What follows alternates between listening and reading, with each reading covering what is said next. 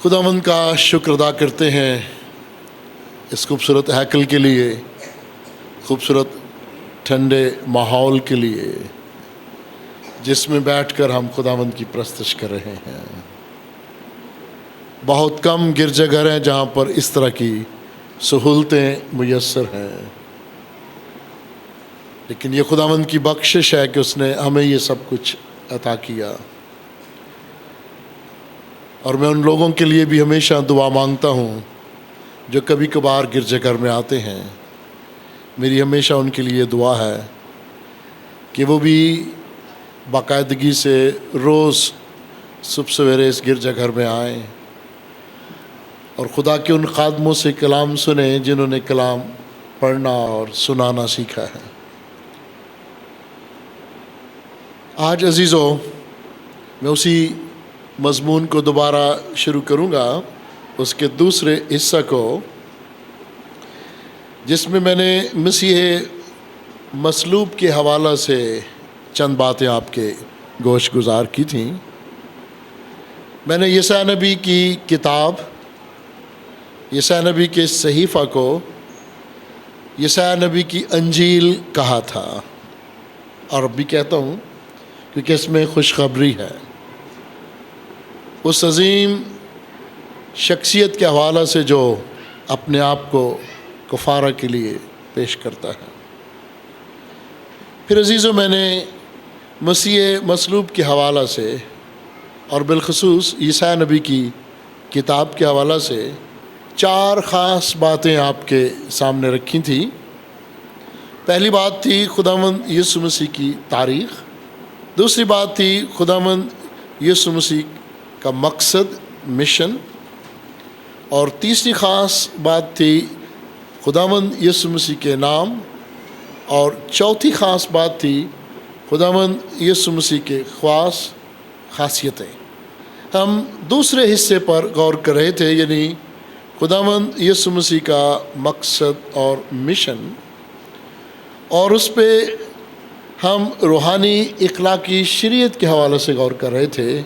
یعنی یہ ہمارا ایک ایسا خاص نقطہ تھا جس میں نے شریعت کی 3 اقسام کے حوالہ سے چند باتیں آپ کے گوش گزار کی تھیں۔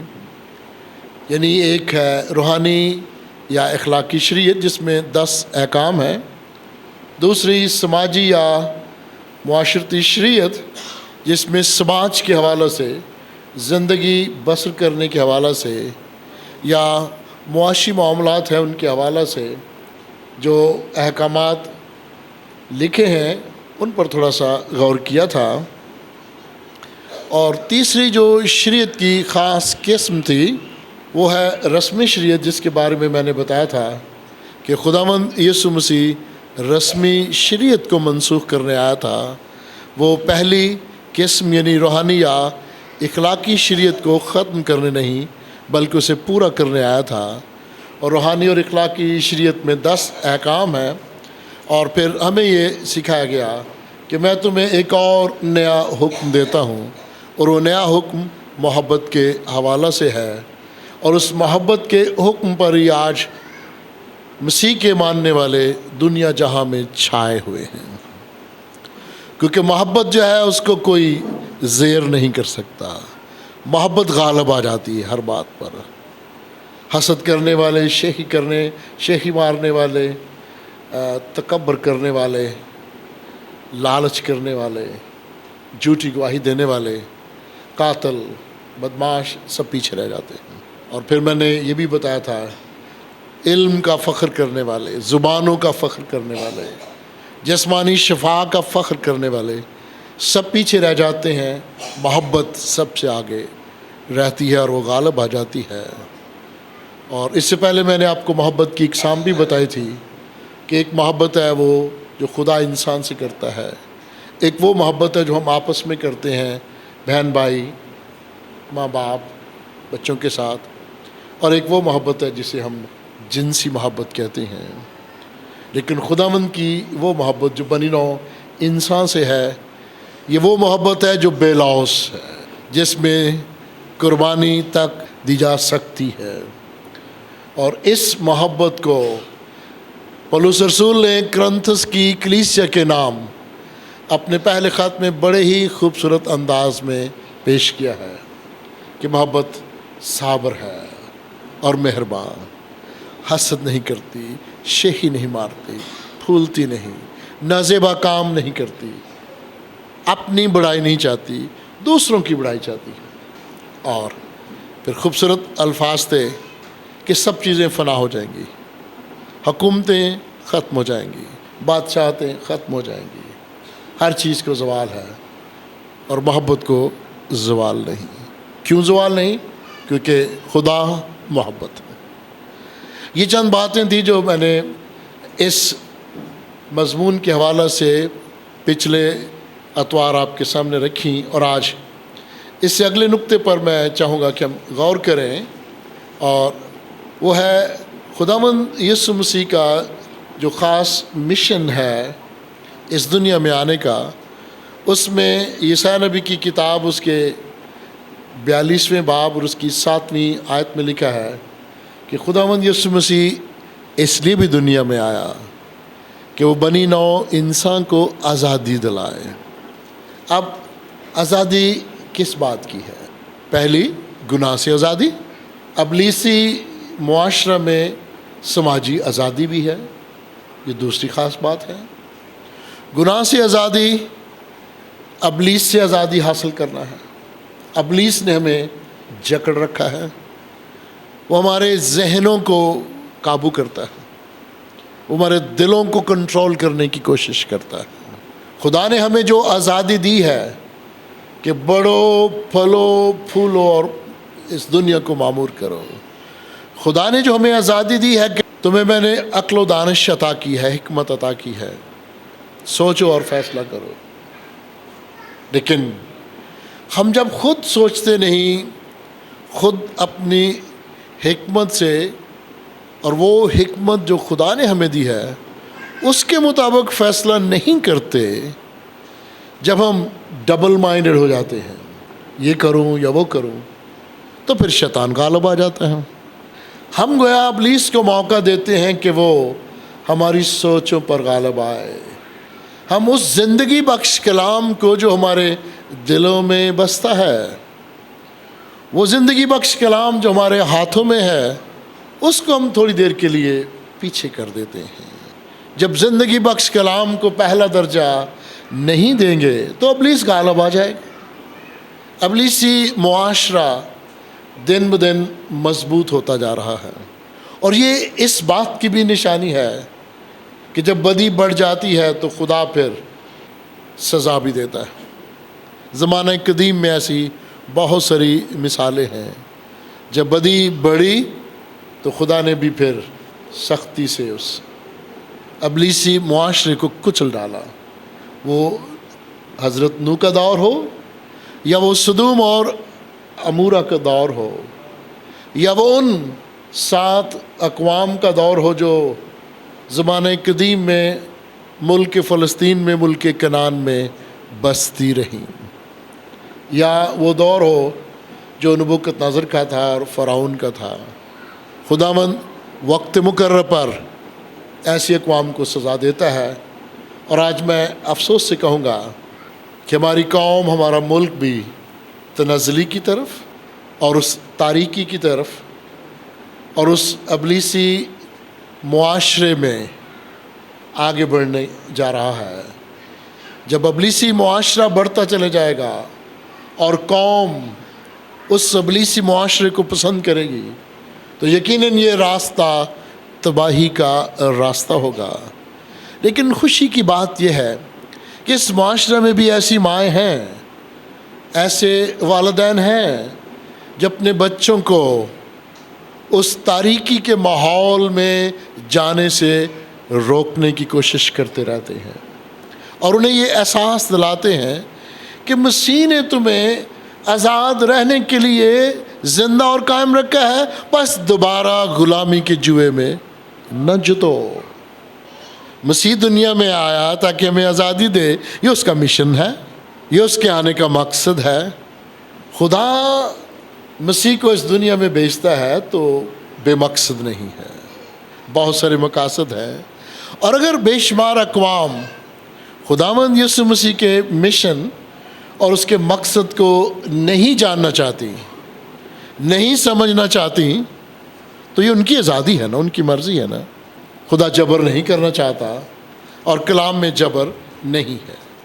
آج کا دوسرا نقطہ مسیح خداوند کے مشن کے حوالے سے یسایا نبی کا صحیفہ اس کا 53واں باب اور اس کی 4 آیت ہے، خداوند یسوع مسیح ہمارا بوجھ اٹھائے گا۔ پہلا کیا تھا؟ ہمیں آزادی دلائے گا۔ دوسرا کیا ہے؟ ہمارا بوجھ اٹھائے گا۔ اور یہاں لکھا ہے تو اب اس نے ہماری مشقتیں اٹھا لی، وہ بوجھ، وہ مسائل جو ہمارے کندھوں پر تھے، اس کو اس نے اٹھا لیا۔ اس نے ہمارے غموں کو برداشت کیا۔ آپ جانتے ہیں جب ہم اس جہاں میں زندگی بسر کرتے ہیں تو بہت کم ایسے مواقع ہیں جو خوشی کے ہوتے ہیں، ورنہ روز کوئی نہ کوئی فکر پریشانی کی بات ہی ہوتی ہے جو ہم ایک دوسرے سے شیئر کرتے ہیں۔ خداوند نے ہمارے غموں کو برداشت کر لیا ہے کہ تم رنجیدہ نہ ہو، پر ہم نے اس شخص کی کوئی قدر نہیں کی جس نے ہماری مشقتیں اٹھا لیں، جس نے ہمارے بوجھ اٹھا لیے۔ عام معاشرہ میں دیکھا جاتا ہے جب ہم کسی کا بیگ اٹھا لیتے ہیں، بوجھ والا، 5-10 کلو والا یا 30-40 کلو والا، تو شخص کیا کہتا ہے؟ شکریہ کہتا ہے نا، نکل ہی جاتا ہے اس کے منہ سے نہ چاہتے بھی شکریہ۔ تو جس عظیم شخصیت نے ہماری مشقتیں اٹھا لی، ہمارے بوجھ کو برداشت کیا، ہمارے غموں کو برداشت کیا، کیا ہم کہتے ہیں خداوند تیرا شکر ہو؟ باتیں چھوٹی چھوٹی ہیں، محسوس کریں تو بہت بڑی ہیں، نہ کریں تو جنہ مرضی آکھیو، جنہ مرضی کٹیو۔ پیاری بہنوں اور پیارے بھائیوں، ہم نے اس کا کیا لحاظ کیا؟ اگر شکریہ ادا کیا ہے تو کیا قائم رہیں شکریہ پہ؟ ہم یہ بھی کہیں گے اس نے اگر میرا بوجھ اٹھایا تو وہ اپنی مجبوری ہونی نا، انہوں مطلب ہونا ہے نا۔ اے جڑا پادری صاحب سانوں دیگاں دی چول دینا نا، کدی کدی بچے ساڈے ٹافی دینا ہے، ایسا اپنا فائدہ ہے۔ عام دکانداروں سے جب ہم بچپن میں سودا لیتے تھے نا، اور وہ ہمیں چونگا دیتے تھے نا، اور ہمارے گھر کے لوگ، سیانے لوگ بھی کہتے تھے لو جو چونگا دیتا ہو تو پھر کی انہوں فائدہ ہی ہے نا، تاج ہی دیتا سنا۔ اور بچہ نہ سمجھ ہوتا تھا، وہ پھر اسی کے پاس جاتا تھا، کہتا دکاندار چنگا ہے۔ تو گویا معصوم بچے اچھے ہیں نا، دل میں شکریہ ہے، یار چونگا دینا ہے۔ ہم بڑی تیاری کر کے زندگی بخش کلام سنانے کی بھی کوشش کرتے ہیں، قدر نہیں ہے۔ ہم اچھی سہولتیں خداوند کے فضل سے، اپنی خوبی سے نہیں، خداوند کے فضل سے فراہم کرنے کی کوشش کرتے ہیں، تو بھی عوام خوش نہیں ہے۔ خداوند یسوع مسیح ہمیں سکھاتا ہے کہ جب ہرے درخت کے ساتھ ایسا سلوک ہوتا ہے تو سوکھے درخت، ان کو کیا پریشان ہونے کی ضرورت ہے؟ سوکھے درخت کو تو آگ میں ڈالا ہی جا رہا ہے نا۔ اگر ہرے درختوں کا حال زمانہ قدیم میں اچھا نہیں ہوا تو آج کے ہرے درخت کیوں یہ امید رکھیں کہ ہماری بڑی قدر ہوگی؟ ہم بڑے اچھے کام کرتے ہیں۔ پیاری بہنوں اور پیارے بھائیوں، اس نے ہماری فکر کی، پر ہم نے اسے خدا کا مارا، کوٹا اور ستایا ہوا سمجھا۔ ہم نے یہ نہیں کہا تیرا شکر ہو تو نے ہماری مشقتیں اٹھا لیں، ہم نے کہا یہ کون ہے، یہ تو اپنے آپ کو بھی نہیں بچا سکا۔ اور اگر یہ ہمارے مریضوں کو ٹھیک کرتا ہے تو یہ بالزبول کی مدد سے کرتا ہے، یہ بدروحوں کے سردار، جنوں کے سردار کی مدد سے کرتا ہے، یہ تو کچھ بھی نہیں ہے۔ بہت کم نے کہا نا بے شک یہ خدا کا بیٹا ہے، پر ہم نے اسے خدا کا مارا، کوٹا، یعنی یہ تو خدا سے بچا بھی نہیں سکا، صلیب پر تڑپ رہا ہے، کچھ بھی نہیں، اس کی کوئی حیثیت نہیں، اس کی کوئی قیمت ویلیو نہیں ہے، ہم اس کا کیوں شکریہ ادا کریں؟ ہم نے اسے کچھ نہیں سمجھا، اس کی قدر نہیں کی، حالانکہ وہ ایک عظیم شخصیت تھی۔ تیسرا نقطہ اسی باب میں 5ویں آیت، مسیح خداوند کہ دنیا میں آنے کا ایک اور خاص مقصد، خود دکھ اٹھا کر نجات دینے آیا، خود دکھ اٹھا کر نجات دینے آیا۔ اور یسوع نبی کی اسی انجیل میں 5ویں آیت میں لکھا ہے، وہ ہماری خطاؤں کے سبب گھائل کیا گیا، قصور ہمارے تھے اور زخم اس کے بدن پر۔ یہ دنیا کا کام دیکھیے ذرا نا، اور ابلیس کی سوچ دیکھیے گا، قصور ہمارا اور زخم اس کے بدن پر، بد کرداری ہماری اور کچلا وہ گیا، ہماری بد کرداری کے باعث کچلا گیا، ہماری ہی سلامتی کے لیے اس پر سیاست ہوئی۔ فائدہ ہمارا تھا لیکن سیاست اس پر ہوئی، مار اسے پڑی، لیکن خداوند نے کیوں ہونے دیا؟ مقصد تھا، مشن تھا، تاکہ، میرے ساتھ مل کر بولیے گا، تاکہ اس کے مار کھانے سے ہم شفا پائیں۔ آمین کہیے گا، آمین۔ یہ خداوند کے دنیا میں آنے کا مقصد تھا کہ میں دکھ اٹھا کے نجات دوں گا، میں اپنے بدن کو زخموں سے گھائل کروا بھی لوں تو کوئی پرواہ نہیں، میں بنی نوع انسان کے لیے آیا ہوں تاکہ انہیں میں نجات دے سکوں۔ اسی باب میں ایک اور خوبصورت نقطہ ہے، خداوند یسوع مسیح کے آنے کا مشن، مقصد، اسی باب میں 6 آیت ہے، گناہوں کو اٹھانے والا۔ اس نے ہمارے بے شمار گناہوں کو اپنے کندھوں پر اٹھا لیا۔ کتنا بڑا کندھا ہو سکتا ہے جس نے دنیا جہاں کے گناہوں کو اٹھا لیا؟ سوچئے گا ذرا نا، ہم اپنے کندھوں پہ کتنا بوجھ اٹھا سکتے ہیں؟ دنیاوی لحاظ سے غور کیجئے گا، کتنا بوجھ اٹھا سکتے ہیں۔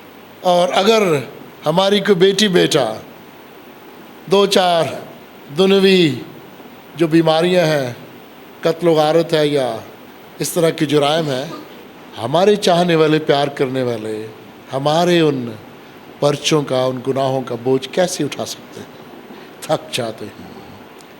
اور یہاں پر ہمارے خداوند نے سب گناہوں کو اٹھا لیا، اور خداوند نے ہم سب کی بدکرداری اس پر لاد دی۔ خدا باپ کو پتہ تھا کہ مسیح اس سارے بوجھ کو برداشت کر سکے گا۔ دنیا جہاں کی بدکرداری کا وزن کتنا ہو سکتا ہے؟ کتنا بڑا بوجھ، بدکرداری کا بوجھ ہمیں پیدا کرنے والے ماں باپ نہیں اٹھا سکتے، اپنے ایک بچے کا نہیں اٹھا سکتے، 10 بچوں کی تو دور کی بات ہے نا۔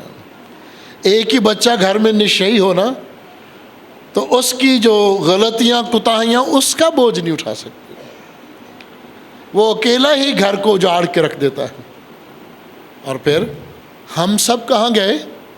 ہم سب بھیڑوں کی مانند بھٹک گئے، ہم سب بھیڑوں کی مانند، ہم تو بھاگ گئے کوئی کلوری کے مقام سے، اور جب وہ مصلوب ہوا تو ہم نے سوچا کہ اب ہمارا تو کچھ رہا ہی نہیں۔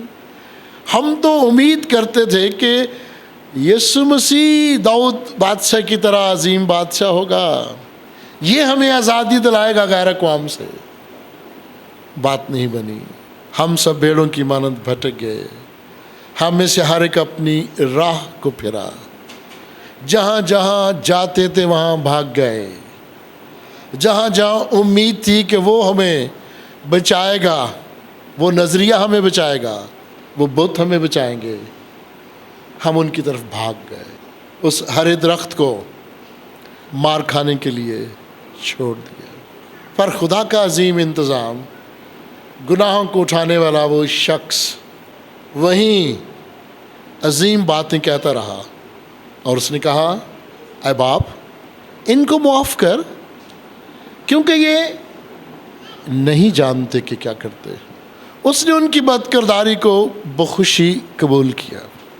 پیارے بھائی اور پیاری بہنوں، ایک اور خوبصورت نقطہ خدا کے اس عظیم مشن کا یسوع نبی کی انجیل میں، وہ ہے شفاعت کرنے والا خداوند یسوع مسیح۔ اے باپ ان کو معاف کر، شفاعت کر رہا۔ ایک ڈاکو کہتا ہے ہم تو اپنے گناہ کی سزا بھوگت رہے ہیں، ہماری سزا تو واجب ہے نا۔ اور پھر کہا اے خداوند جب تو اپنی بادشاہی میں جائے تو مجھے بھی یاد رکھنا۔ اور شفاعت کرنے والا کیا کہتا ہے؟ تو آج ہی میرے ساتھ فردوس میں ہوگا۔ اس نے یہ نہیں کہا میں تو خود مرے جا رہا ہوں، میں تیرا کیا کر سکتا ہوں۔ اس عظیم مسیح نے لوگوں کی باتوں کا بھی جواب نہیں دیا، لوگوں کے تانوں کا بھی جواب نہیں دیا کہ اگر تو خدا کا بیٹا ہے تو صلیب سے نیچے اتر کے دکھا۔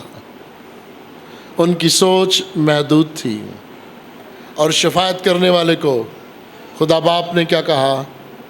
میں بزرگوں کے ساتھ تجھے حصہ دوں گا۔ اور لکھا کہ اس کا شمار بھی خطا کاروں کے ساتھ ہوا، لیکن اس نے بہتوں کے گناہ اٹھا لیے۔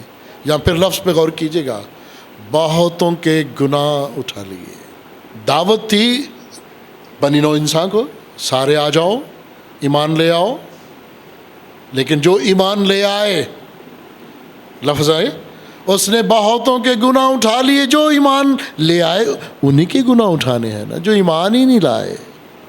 ان پہ بھی غور کیجیے گا۔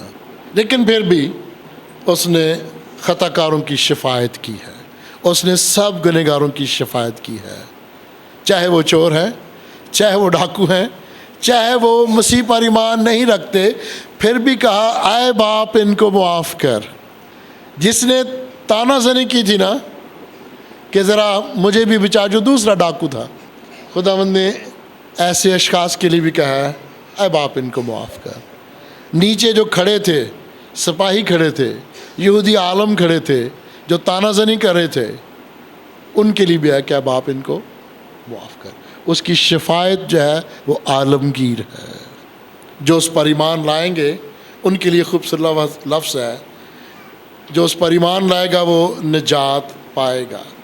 عزیزو، خداوند یسوع مسیح کا مشن مقصد میں نے آپ کے گوش گزار کیا ہے۔ اب تیسرا خاص حصہ ہے یسوع نبی کی اس خوبصورت کتاب میں، انجیل میں، وہ خداوند یسوع مسیح کے نام ہے۔ میں نے آپ کو بتایا تھا نا کہ ہم نے 4 حصوں پر غور کرنا ہے۔ پہلا ہے خداوند یسوع مسیح کی تاریخ، جو ہم نے پچھلی بار سیکھی۔ پھر خداوند یسوع مسیح کا مقصد، مشن، جو آج ہم نے سیکھا ہے، پچھلے سبت شروع کیا تھا۔ اب تیسرا خاص موضوع ہے خداوند یسوع مسیح کے نام۔ عیسیٰ نبی کی کتاب، اس کا 7واں باب، اس میں لکھا ہے اس کا نام ایمانویل رکھیں گے۔ کیوں رکھیں گے اس کا نام ایمانویل؟ کس نے کہا تھا اس کا نام ایمانویل رکھنا؟ آسمان سے رکھا گیا نا، لوگوں نے تو نہیں رکھا نا۔ آسمان سے اگر رکھا گیا ہے تو اس کا کوئی مطلب ہے نا، اس کا کوئی مقصد ہے نا۔ کیوں بنا؟ اس میں خدا کی روح تھی نا، اس میں خدا کی روح تھی، اس لیے اس کا نام رکھا گیا ایمانویل، جس کا مطلب ہے خدا ہمارے ساتھ۔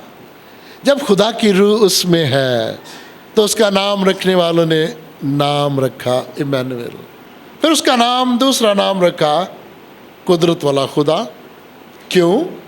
کیونکہ اس میں خدا کی روح ہے، وہ خدا ایک قادر ہے۔ اور یہ یسایہ 9واں باب ہے۔ پہلا نام ہے یسایہ 7واں باب۔ اب دیکھیے اس یسایہ نبی کی کتاب میں کتنے ابواب میں انجیل کا ذکر ہے، خوشخبری کا ذکر ہے۔ اس لیے مصنفین، عالم دین اسے یسایہ نبی کی انجیل کہتے ہیں۔ پیاری بہنوں اور پیارے بھائیوں، اس کا نام خدا قادر رکھا گیا، اور اس نے ثابت کر کے دیا۔ کہا آئے طوفانوں تھم جاؤ. اس نے ثابت کیا اے لازر قبر سے باہر آ، خدا قادر.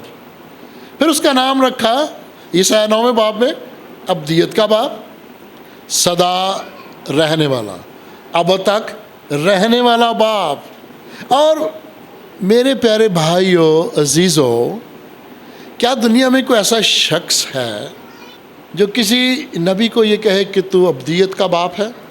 وہ تو ہماری طرح کے انسان تھے جو دنیا میں آئے اور 70 ورے بھی 80 ورے بھی آخر اس دنیا جہاں سے کوچ کر گئے.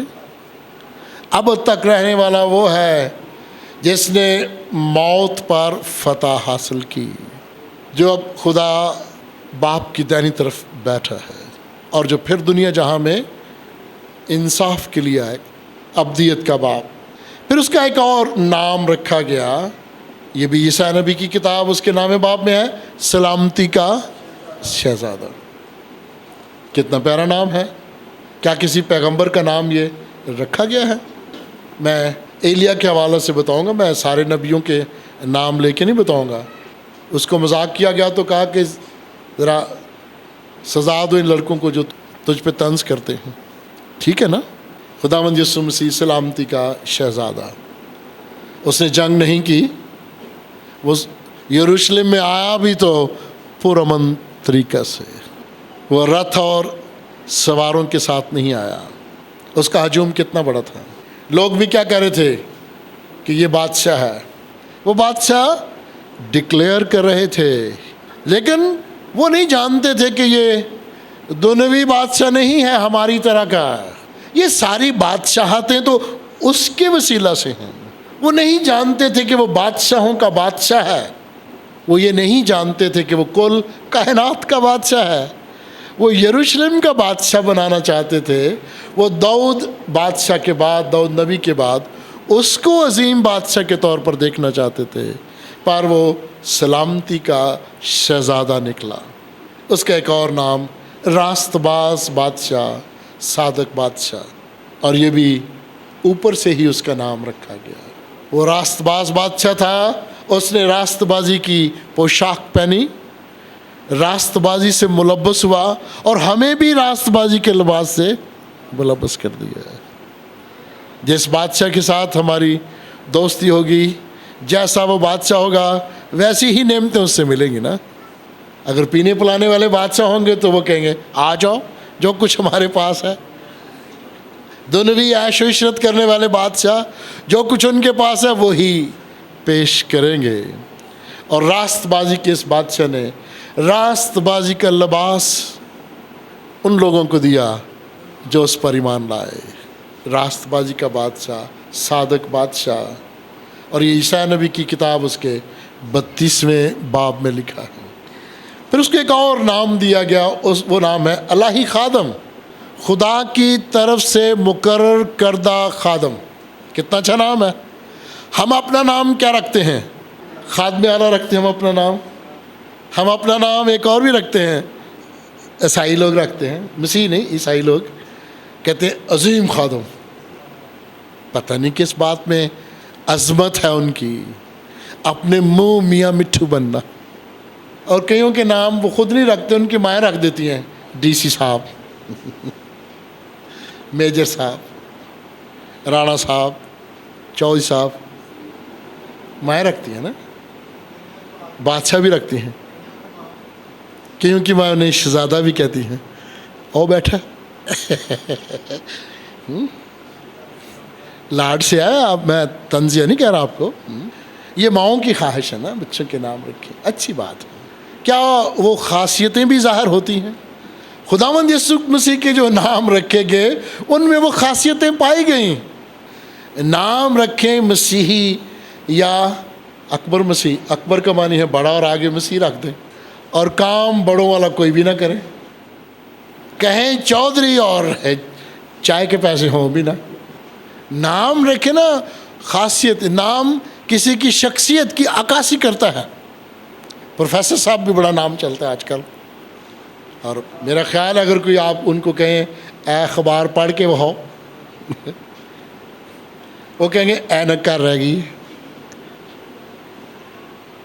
پیاری بہنوں اور پیارے بھائیوں، الہی خادم خداوند باپ کی طرف سے دیا ہوا ایک عظیم ٹائٹل ہے، یہ ٹائٹل ہے۔ ویسے خالق مالک کو ان ٹائٹلز کی ضرورت نہیں ہے۔ جو لوگ اسے کہتے ہیں نا شیر ببر، تو میں کہتا ہوں نا یار، جی مکاشفہ کی کتاب میں لکھا ہے، میں کہا نہیں یار نون لیگ والے نو رہن دیو، وہی ٹھیک نے، انہوں دا انتخابی نشان نہ چوری کرو۔ خالق مالک اس سے بڑا ٹائٹل ہے، الہی خادم اس سے بڑا ٹائٹل ہے، خدا قادر، ابدیت کا باپ، سلامتی کا شہزادہ، اس سے بڑا ٹائٹل ہے۔ خداوندوں کا خداوند، شیر ببر کہہ کے کیوں لوگوں کو ڈراتے ہو؟ اور یہ گیت بنائے ہوئے ہیں لوگوں نے، عبادت میں گاتے ہیں یہودا کا شیر ببر۔ پیاری بہنوں، ذرا آپ نے موازنہ کرتے رہنا ہے۔ یہ الہی خادم، اس کے بارے میں لکھا ہے، دیکھو میرا خادم جس کو میں سنبھالتا ہوں، جس کو میں سنبھالتا ہوں۔ یہ الہی خادم ہے نا۔ آج کے جو خادم ہیں ان کو کون سنبھالتا ہے؟ اکثریت کی میں بات کر رہا ہوں، یہ بھی نہیں کہ میں تھوڑوں کی بات کر رہا ہوں۔ وہ کہتے سی اپنا انجام آپ ہی کر لگے، خدا سنبھالے تھے یا نہ سنبھالے۔ اور کلیسیا نے بھی چار گلاں سنا سکتے نے تو آپ اپنا کام جڑا نا چلا لیندے نے، ان کو خدا نہیں سنبھالتا۔ اس الہی خادم کو کہا اس کو میں سنبھالتا ہوں، یہ میرا برگزیدہ ہے۔ اور اس کے بعد کیا لکھا ہے؟ جس سے میرا دل خوش ہے۔ اب جو آج کے دور کے عظیم خادم ہیں اور خادم اعلیٰ ہیں، ان کے بارے میں ہم نہیں سنتے کہ میرا دل اس سے خوش ہے۔ کیوں جی؟ سچ بولیے گا۔ ہم کہتے ہیں نہیں بندہ نہیں چنگا، آتے جاندہ ہے، چلو کو نہیں بیبلات چسو، چلو 10-20 روپیے دینا کی فرق پہنتا ہے۔ پھر ہم کہتے ہیں نہ بھینے نو نہ گجاؤ، گج گیا تو پھر 50-100 تے آ جائے گا جی۔ الہی خادم اور سیلف میڈ خادم، جو خود ہی اپنے آپ کو خادم بنا کے خود ہی خادم اعلیٰ۔ میرے پاس ایک خادم تھا، وہ خادم کشمیر تھا، خادم پاکستان ہے، ہمارے پاس ہے، سنبھال کے رکھے ہم نے، تحفے ہیں وہ۔ اور جو اصلی الہی خادم ہے اس کے بارے لکھے میرا دل اس سے خوش ہے اور میں نے اپنی روح اس پر ڈالی ہے۔ ہم شور کرتے رہتے ہیں، تھوڑا سا تیل لے کے تھوڑا سا پانی لے کے اس کے اوپر ڈال کے تو یہ میں نے مسح کر دیا ہے۔ ہمارا مسح دیکھو کتنا آسان، جس کو مرضی ہم مسح کر دیتے ہیں۔ اور جہاں کلیسیا کے 10-15 لوگ ہمیں کہیں نا اس کو مسح کرو، ہم مجبوری کر دیتے ہیں کہ یار اس پہن کے کر دیو۔ پھر کہتے ہیں تیل پانی دو ہی لے آئیے۔ کیا بات ہے! مسح کے طریقہ کار الہی مسح کو پتہ ہی نہیں ہے۔ مذبح خانہ گھروں میں بنا لیتے ہیں اور پھر تیل پانی رکھ کے وہ مسح کرتے رہتے ہیں، پتہ نہیں کون سی شریعت پہ وہ چلتے ہیں۔ فضل کے دور کو بھول کے وہ پرانے زمانہ میں ابراہیم کے دور میں چلے جاتے ہیں، جہاں پتھروں پہ تیل ڈالا جاتا تھا، جہاں خدا انسان کے روپ میں آ کے ہم سے باتیں کرتا ہے اس کو چھوڑ کے، اور جہاں زندگی بخش کلام لکھا ہوا ہر زبان میں ہمارے ہاتھوں میں ہے، تو وہ قدیم زمانے میں پہنچ گئے۔ وہاں ان پتھروں کو جہاں ان پر تیل ڈالا جاتا تھا، ڈھیر لگایا جاتا تھا تاکہ کوئی نشانی رہے، وہاں بھاگتے ہیں۔ وہ سر پہ تیل ڈلواتے ہیں، وہ دلوں کو پاک اور صاف نہیں کرتے۔ سر پہ تیل ڈالنے سے، سر پہ پانی رکھنے سے، پانی ڈالنے سے، پورے جسم کو پانی ڈالنے سے بھی کیا فرق پڑے گا جب سوچیں ہی گھناؤنی ہوں، جب ذہن ہی منافقت سے بھرا ہو، اور پھر بھی ہم ڈھٹائی کے ساتھ کہیں میں عظیم خادم ہوں، مجھے عظیم خادم کہو، عظیم نہیں تو مجھے سینئر خادم کہو، مجھے سینئر پاسٹر کہو۔ سوچا عزیزو، خداوند نے مسیح کو مسح کیا ہے، اس پر اپنی روح ڈالی ہے اور اس کو یہ کہا ہے یہ قوموں میں عدالت جاری رکھے گا، قوموں میں عدالت جاری رکھے گا، قوموں کا انصاف کرے گا۔ اور میں عیسائی خادموں کو جب دیکھتا ہوں تو حیران ہوتا ہوں، وہ کلیسیا کا انصاف کیسے کریں گے؟ کس نے انہیں مسح کیا ہے؟ کس نے انہیں چنا ہے؟ اور وہ کیسے کلیسیا کا انصاف کریں گے؟ جائزہ لیجیے گا اپنی زندگیوں میں ایک اور خوبصورت نام ہے خداوند یسوع مسیح کا، اور یہ بھی ببر شیر سے کہیں اچھا ہے۔ یہ نام ہے خداوند کا بازو۔ یہ خداوند کا بازو ہے۔ ہم کسی کو کیا کہتے ہیں؟ اپنے وفادار دوستوں کو، وفادار ساتھیوں کو کہتے ہیں جی اے میرا دائنا بازو ہے۔ کتنا بڑا اعزاز ہے۔ ہم کسی بیٹی پر، کسی بہن پر، کسی بھائی پر، کسی برخودار پر اتنا اعتماد کریں اور کہیں جی یہ میرا قابل اعتماد ہے، یہ میرا بازو ہے، بہت بڑا اعزاز ہے۔ ببر شیر سے کہیں زیادہ خوبصورت لقب ہے یہ۔ بیٹا بھی لقب ہے نا، اکلوتا بیٹا بھی لقب ہے۔ خالق مالک کے لیے بڑے خوبصورت نام ہیں، یہ القاب ہیں۔ پھر عزیزو ایک اور خوبصورت نام ہے۔ میں خداوند یسوع مسیح کے چند نام آپ کے سامنے لا رہا ہوں کہ کیوں رکھے، کس نے رکھے، اور اس میں واقعی کوئی مقصد نظر آ رہا ہے نا۔ ایک نام ہے مسح کیا ہوا مبلغ۔ یہ 61 باب ہے، یہ پہلی آیت ہے، اور لوکا کی انجیل 4 باب اس کی 18ویں اور 19ویں آیت میں ہے، وہ مسح کیا ہوا مبلغ ہے۔ یسایہ 61 باب پہلی آیت اور لوکا 4 باب 18ویں اور 19ویں آیت لکھا ہے، اس نے مجھے مسح کیا، خدا نے مجھے مسح کیا تاکہ حلیموں کو خوشخبری سناؤں۔ مسح کس نے کیا؟ خدا باپ نے۔ کام کیا دیا؟ حلیموں کو خوشخبری سناؤں۔ اب آ جاؤ موجودہ دور کے مسح شدہ عیسائی خادم، ان کو کس نے مسح کیا؟ اپنے آپ مسح ہو گئے۔ اگر اپنے آپ نہیں ہوئے تو ان کی طرح کے لوگوں نے مسح کر دیا۔ اب ان کا مقصد کیا تھا؟ جو آج کے دور کے مسح کیے ہوئے عیسائی خادم ہیں، وہ کیا کرتے ہیں؟ حلیموں کو خوشخبری سناتے ہیں، یا پیٹ کی پوجا کرتے ہیں، یا بدعتی تعلیم دیتے ہیں، انسانوں سے سر پہ تیل ڈلوا کے روزی روٹی کی تلاش میں نکل جاتے ہیں، نہ خود کلام سنتے ہیں، نہ عام آدمی کو سننے دیتے ہیں، کہیں اس کی آنکھیں نہ کھل جائیں۔ چرچ کی ابتدائی تاریخ کا اگر آپ جائزہ لیں، اور بالخصوص 5ویں، 6ٹھی، 7ویں، 8ویں، 9ویں، 10ویں، 11ویں، 12ویں، 13ویں، 14ویں اور 15ویں صدی تک اس دور کی کلیسیا کے حاکموں نے عام انسان کو بائبل پڑھنے کی اجازت نہیں دی تھی۔ یہ حقائق ہیں، یہ تواریخی حقائق ہیں۔ کیوں پڑھنے نہیں دی؟ کہیں ان کے ذہن بھی روشن نہ ہو جائیں، کہیں یہ علم حاصل نہ کر لیں۔ اور آج کے دور میں ملک پاکستان میں بے شمار جاگیرداروں اور ذمہ داروں کے علاقے ہیں، وہ اپنے علاقوں میں اسکول قائم نہیں ہونے دیتے، غریبوں کے بچوں کو پڑھنے نہیں دیتے، کہیں یہ روشنی میں نہ چلے جائے۔ عزیزو، میری بہت ساری بہنیں بھائی جانتے ہیں، ہم بھی گاؤں کے رہنے والے لوگ ہیں، اب بھی گاؤں سے ہمارا گہرا تعلق ہے۔ ہمیں پتہ ہے گاؤں میں کتنی مشکل سے والدین نے پڑھایا، اور کتنا اس دور کے زمیندار چھوٹے ہوں یا بڑے تنگ کرتے تھے۔ عزیزو، مسح کیا ہوا مبلغ، اس کا کام ہے حلیموں کو خوشخبری دے۔ اگر وہ اصلی مسح کیا ہوا ہے تو وہ کرے گا، وہ خوشخبری دے گا، چاہے آپ اس پہ پرچے کروائیں، اس کو ماریں، تنگ کریں، وہ دے گا۔ ایسی میں بہت ساری مثالیں آپ کو دے سکتا ہوں جو مسیحی خادم ہیں۔ حال ہی میں مجھے ایسی خبریں ملی ہیں صوبہ بلوچستان میں، دل خوش ہو گیا سن کے وہ گواہیاں۔ پیاری بہنوں اور پیارے بھائیوں، عیسائی خادم بننا ہے، جعلی مسے لینے ہیں، دگنے مسے لینے ہیں۔ دیکھو مزے ان کے، نالے چوپڑیاں تھے، نالے دو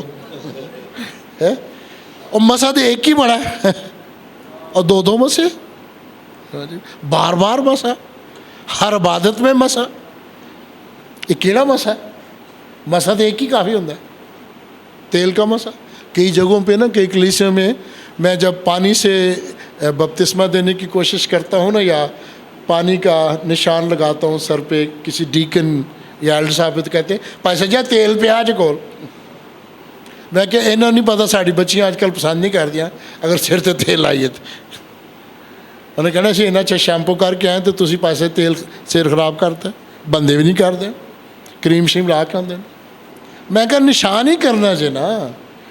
اور ایسے میں نے دیکھے ہیں عیسائی خادم مسح شدہ دورے تیرے مسح شدہ پورا تیل ڈالتے ڈھکنا پر کے کہ لا تیری تو قمیض خراب کراؤں. کوئی سوچ ہے مقصد کیا ہے؟ جانو اس رسم کا مقصد کیا ہے. پڑھو اس کی تشریح پڑھو اس کی تفسیر میں جاؤ کہ اگر خداوند نے مسیح کو مسح کیا ہے تو اس کا مقصد ہے جاؤ حلیموں کو خوشخبری سناؤ. اور وہ جو حلیم خادم ہے جو الہی خادم ہے وہ لوگوں کی جیب پر دھیان نہیں کرتا ہے. میں نے بھی خود آزمایا, میں بھی کبھی کبھی دیتا ہوں نا چندہ اپنے ساتھیوں کو تو میں نے ایسے دیکھے دیتا نا موٹ بند این کر کے ویک لیں اور پھر انہیں میں مذاق کرتا کہتی یار گھر جا کے ویک لینا چاہیے. پھر دعا اسی لحاظ سے نکلتی ہے چندہ زیادہ ہے تو دعا جوش سے ایویں جوش بھی خداوندی سے برکت دے. گل تو ایک ہی ہے نا خداوندی سے برکت دے وہ دن بہت ہی مل لی وہ چندہ ہے نا مٹھی کھول کے ہے کہ جیب چین ویکھتے ہیں دورے مسے والے نے کنی واری ہر کنونشن دے ہاتھ کھڑے کر کے کھلو جاندے نے. توبہ کتی پیاری بہن اور پیارے بھائی ہو. ایک اور خوبصورت نام ہے یسایا نبی کا صحیفہ, یہ 63واں باب ہے اور یہ آخری نقطہ ہے آج کا. اس کا نام ہے زوراور نجات دہندہ. زوراور ابلیس کہتا ہے میں بھی نجات دلاؤں گا تمہیں, مجھ پر ایمان لاؤ. دنوی مذاہب بھی کہتے ہیں ہم پر ایمان لاؤ. یہی کہتے ہیں نا سارے کہ میرے دین میں آؤ یہاں نجات ہے. ہر تنظیم یہی کہے گی. لیکن یہاں خداوند کا جو نام ہے وہ ہے زوراور نجات دہندہ. اس سے زیادہ زوراور نہیں ہے, وہی نجات دے گا. اور لکھا ہے یہ کون ہے جو ادوم سے اور سرخ پوشاک پہنے بسرا سے آتا ہے. کون ہے یہ؟ ادومی لوگ جو ہے نا ملک شام کے رہنے والے, اور بسرا عراق کا علاقہ ہے کہ بصرہ بھی کہتے ہیں. کون ہے؟ کہاں سے آ رہا ہے؟ ادوم سے آ رہا ہے, عراق سے آ رہا ہے. اور یہ کون ہے جس کا لباس درخشاں ہے اور اپنی توانائی کی بزرگی سے خرما ہے, اپنی توانائی کی بزرگی سے خوش بھی ہے, لباس بھی درخشاں ہے. دیکھیں ذرا مسا کیا ہوا جو خادم ہے اس کا انداز بھی فرق ہے, اس کا لباس بھی فرق ہے, اس کا چلنے کا انداز بھی فرق ہے. اور پھر کیا لکھا ہے؟ یہ کون ہے؟ لکھا ہے یہ میں ہوں جو ہوں. یہ میں ہوں, میں خداوند ہوں. میں کون ہوں؟ میں جو صادق القول ہوں, میں جو سچ کہتا ہوں. اور میں کون ہوں؟ میں جو نجات دینے پر قادر ہوں. اور میرا نام کیا ہے؟ زوراور نجات دہندہ. ہے نا؟ اس کا اٹھنا بیٹھنا فرق, اس کا لباس فرق, چلنے کا انداز فرق. اور کہاں سے آ رہا ہے؟ شاید یہ عراق سے آ رہا ہے, شاید یہ شام سے آ رہا ہے. کہاں سے آ رہا ہے؟ یہ پہچاننے کی کوشش ہو رہی ہے. اور جواب ملتا ہے یہ میں ہوں. میں کون ہے؟ جو اول ہے, جو آخر ہے, جو الفا ہے, جو اومیگا ہے. یہ میں ہوں. میں زوراور نجات دہندہ ہوں, کون میرے سامنے ٹھہر سکتا ہے؟ پیاری بہنوں, آپ کو پتہ ہے کہ جب ابلیس کسی بچے میں ہو نا, بڑا بھی زوراور ہو, بڑا بھی اس کے جسم پر قبضہ ہو, تو اس کو کیسے ہم نکالتے ہیں؟ یسوع کے نام سے نکل جا. تو پھر زوراور نجات دہندہ کون ہوا؟ یسوع ہوا. ابلیس تو نہ ہوا نا, وہ تو ایک ہی جملے سے بھاگ گیا. عزیزو آئیں خداوند کے زندگی بخش کلام پر غور کرتے رہیں جو ہمارے قدموں کے لیے چراغ اور ہماری راہ کے لیے روشنی ہے. اور اس کا جو چوتھا حصہ ہے خداوند یسوع مسیح کی خاصیتیں, وہ ہم اگلے اتوار سیکھیں گے. میں نے چاہا کہ ایسٹر کے سیزن میں اور اس دور میں جو مرکزی مضمون ہے بائبل مقدس کا, اس کو سیکھیں، اس کے بعد ہم دوسرے مضامین پر غور کریں گے۔ آئے ہم اپنے سروں کو جھکائیں، خداوند کا شکر ادا کریں جو طاقتور ہے، جو زور آور ہے، اور جو شان والا ہے، جو جلالی ہے۔ اور میں اپنے